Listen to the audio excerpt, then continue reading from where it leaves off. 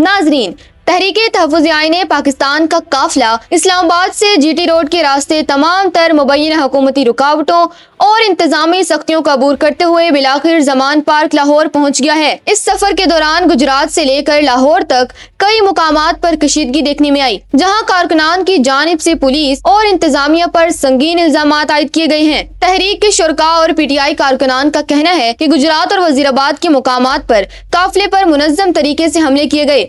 इल्जामात के मुताबिक 100 से जायद गाड़ियों की तोड़ फोड़ की गई और दर्जनों कारकुनों को हिरासत में लिया गया। शुरका ने यह अफसोसनाक दावा भी किया कि इस दौरान उन्हें नमाज तक अदा करने की इजाजत नहीं दी गई। ताहम इन तमाम मुश्किलात के बावजूद काफिला अपनी मंजिल की जानिब रवा दवा रहा। लाहौर पहुंचने पर ज़मान पार्क के बाहर सूरत-ए-हाल इंतहाई कशीदा रही। पंजाब पुलिस ने महमूद खान अचकजई और अलामा नासिर अब्बास को 2 मरतबा रोकने की कोशिश की। पहली बार दाखिली रास्ते पर रुकावटें खड़ी की गयी और दूसरी बार मरकजी दरवाजा बंद करके रास्ता मसदूद किया गया, लेकिन अवामी मज़ाहमत और कारकुनों के हजूम ने इन तमाम रुकावटों को पामाल कर दिया।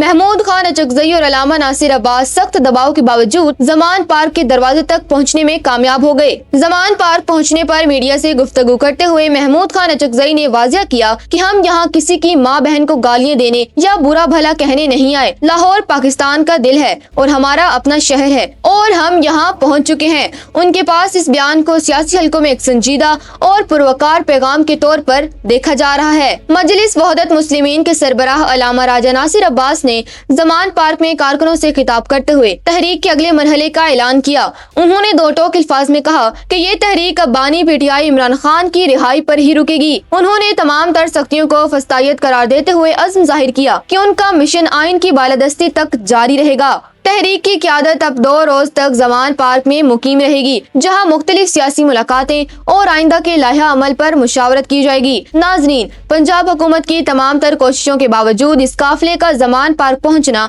सियासी तौर पर एक बड़ी पेशरफ्त समझी जा रही है। अब देखना यह है कि लाहौर की सियासी फिजा में ये तहरीक क्या नया मोड़ लाती है।